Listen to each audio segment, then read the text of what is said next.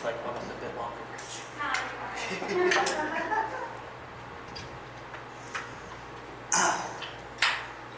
All right, guys, welcome back to another light service. I can rhyme. So, we are going through our series on Judges. So, as Bryce mentioned earlier, last week, we went over the first section of Judges, talking about Joshua and his life and focusing on his death.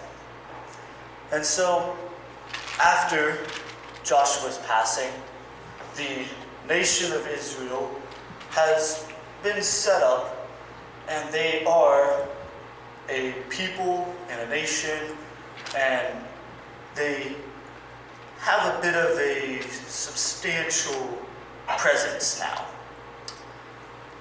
which draws attention. So with a substantial presence and the attention comes conquering nations. So the nation of Israel talked about last week, I talked about how the nation of Israel was godly under Joshua's rule, and even under the elders' rule who followed Joshua's teaching. However, now a few years have passed by, a couple of generations maybe, and since they did not clear out the promised land as God had instructed them, there are negative influences, I'll call it that. There are negative influences all around the nation of Israel. It's almost like putting a little child, like a 6, 7, 8-year-old, very impressionable child, surrounding them with bad people and expecting them not to grow up that way and not to become like that.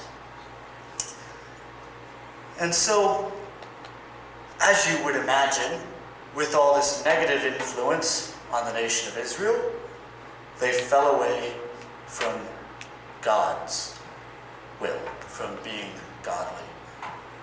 It says that they did what was right in their own eyes, and they ignored God.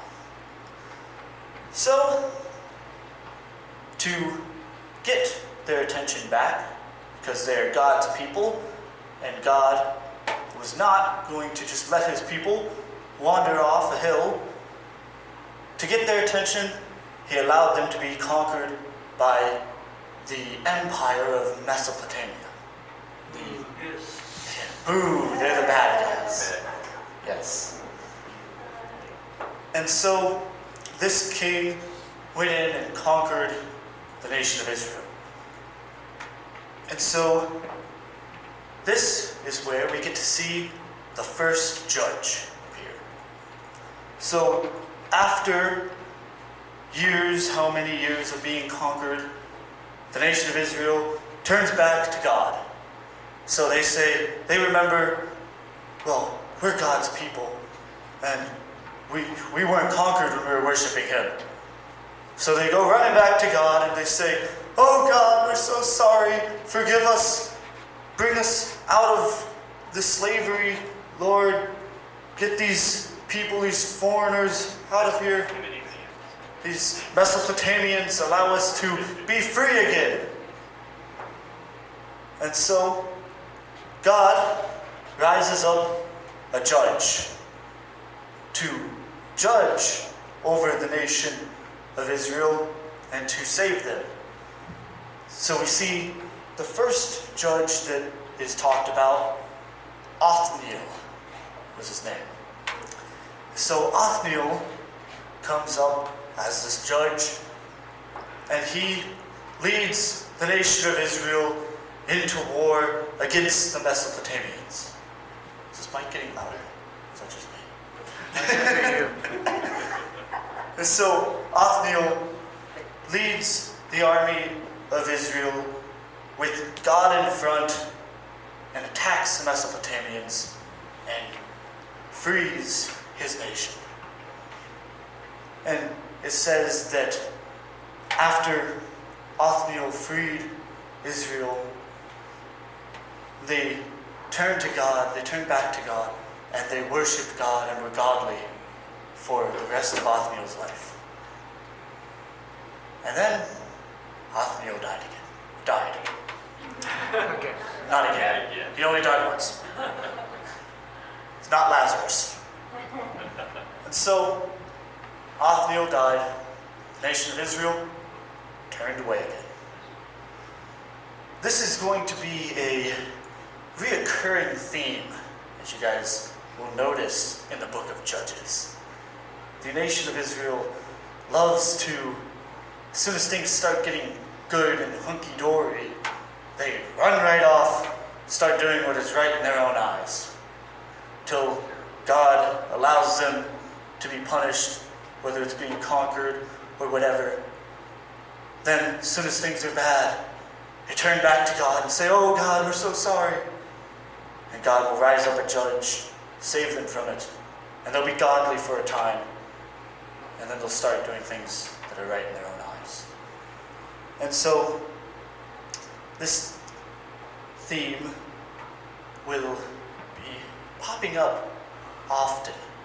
However, the book of Judges is an awesome book of stories that shows us how much God truly loves his people. Over and over and over and over, the nation of Israel falls away. They not just falls away, but they blatantly turn away from God. And every time, God brings them back. That is the lesson for us to see in this book. So keep that in mind as we go over stories in the weeks to come. Let's welcome Zack up.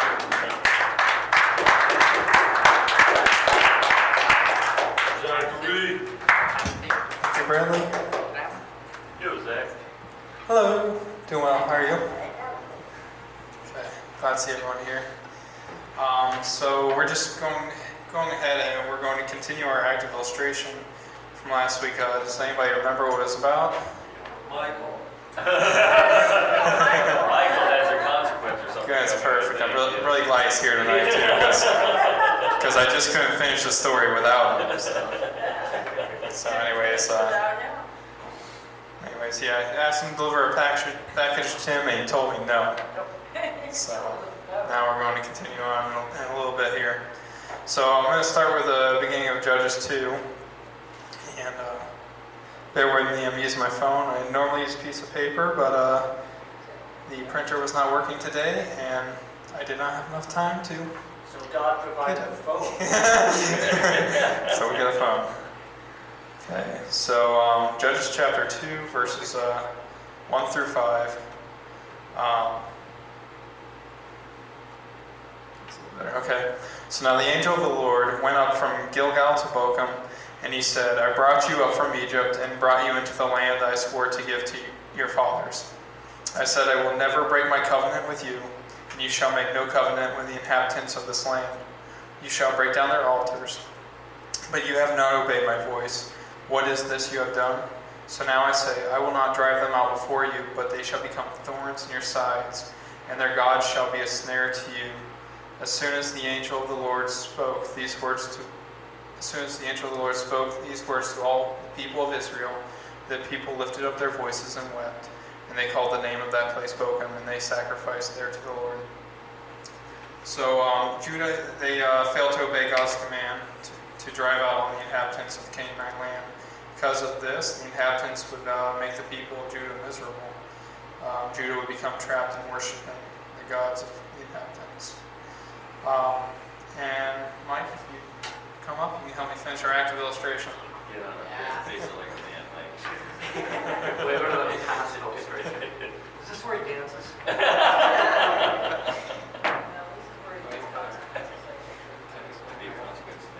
not going to do one of those glasses.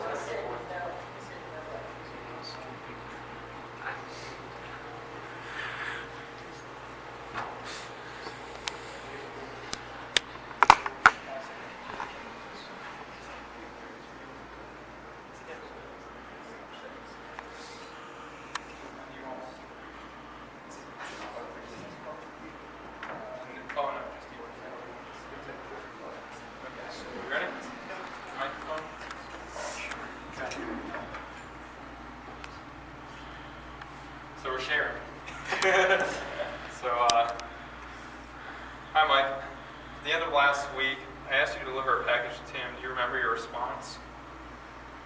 Yeah, I told you no. You're right, and I have decided to show you grace and let you keep your job. Thank you. Before you get back to work, you can shine my shoes and remove the gum from the bottom of these chairs.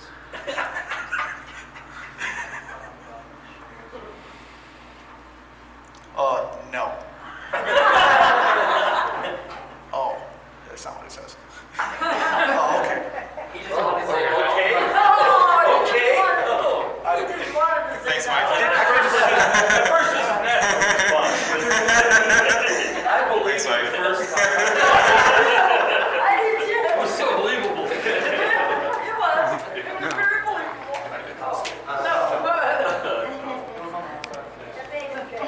Thanks, Mike.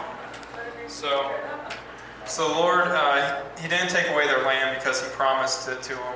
However, the people of Judah did receive punishment for their disobedience. They were miserable because of the inhabitants, and they got trapped in worshiping their gods. And now I'd like to welcome up Bryce.